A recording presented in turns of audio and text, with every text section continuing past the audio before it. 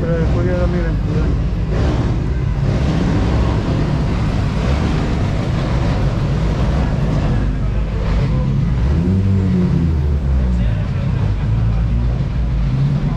Valle Radical de Ries Baixes.